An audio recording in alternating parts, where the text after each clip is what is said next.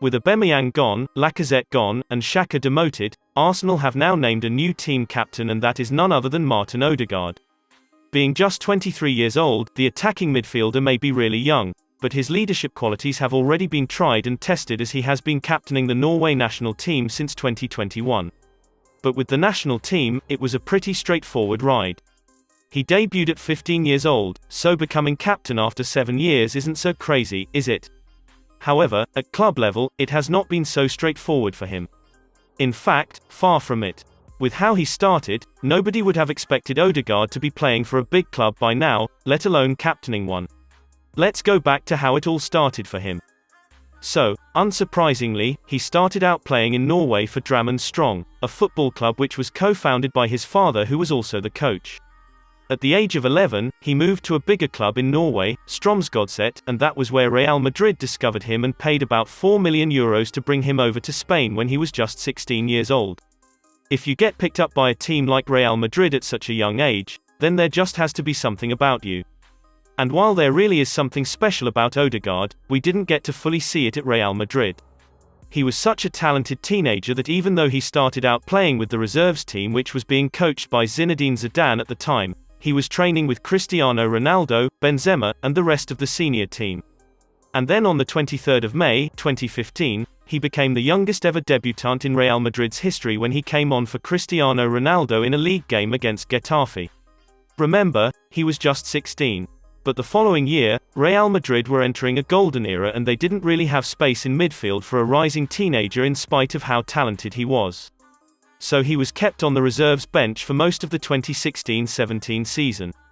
In the 2017 summer transfer window, Real Madrid decided it was best to loan Odegard out so he could get some playing time and experience under his belt.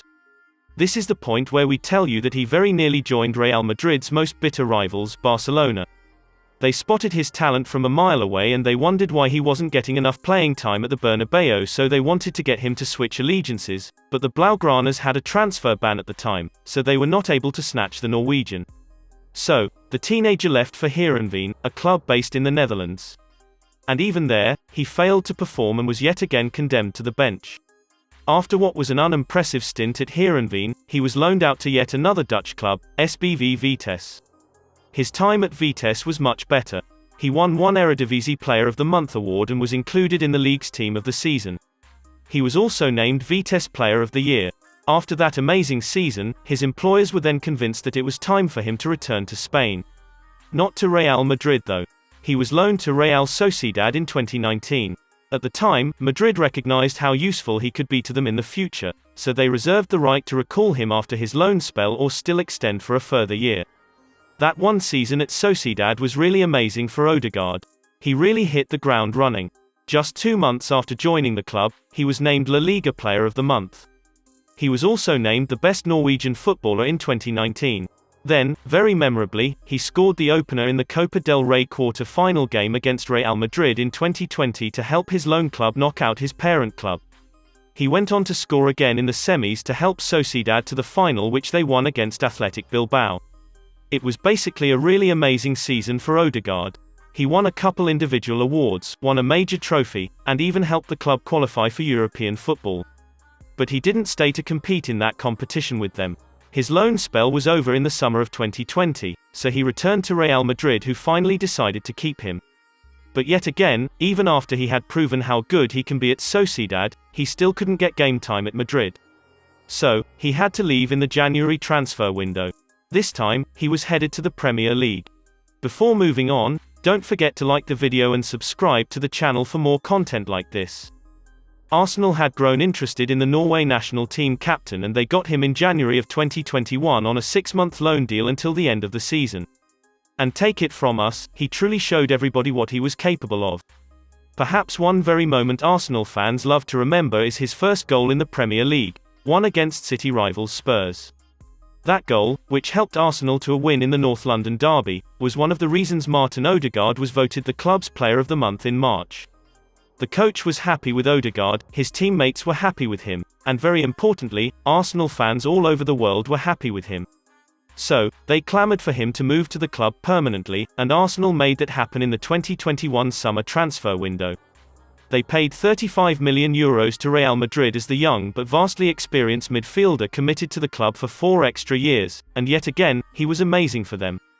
At some point, his place in the team was threatened by the insane form of Emile Smith-Rowe, who is also a young attacking midfielder, but Odegard soon established himself as indispensable in Arteta's team.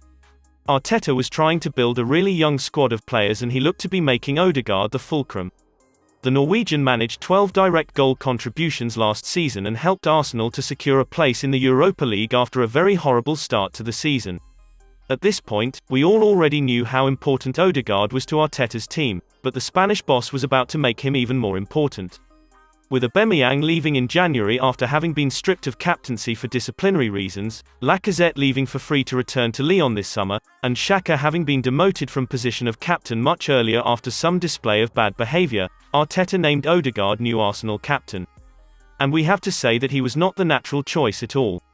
If it was by age, there are much older players than Odegard in the starting 11. If it was by longevity at the club, Bellerin, Tierney, and even Saka have been at the club much longer than Odegard. But the Norwegian was still chosen to lead this new Arsenal era. We can't exactly say why, but we're pretty sure that if you told Odegard some years back, while he was being loaned out to clubs in the Netherlands, that he was going to captain a big European club at just 23 years old, he maybe would have just laughed in your face. But look at him right now, the youngest Arsenal captain since Cesc Fabregas. In fact, he is in the top 5 list of youngest Arsenal captains ever. That's a very remarkable feat. But when you then consider that he rose to this point in just about 18 months at the club, it becomes even more exceptional. It is now up to Martin Odegard to lead this young Arsenal team to a new era of success, because, as the saying goes, to whom much is given, much will be required. And to be honest, the future is looking bright for the new captain and his teammates, with Arsenal winning all of their pre-season games and, perhaps more importantly, looking like a very cohesive unit while doing that. Anyway, congratulations are in order for Martin Odegard.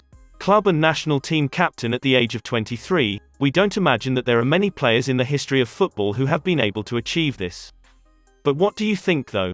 Will Odegard make a good captain at Arsenal? Or will he join Gallas, Xhaka, and Aubameyang in the list of Arsenal players who have been stripped of the captain's armband? Flood us with your opinions in the comments. While you're at it, also tell us how you think Arsenal will do this season. Don't forget to smash the like button on this video and subscribe to the channel too. If you want to be notified each time we drop a video, turn on the bell notification. We'll see you in the next video. That's all from Hattrick for now.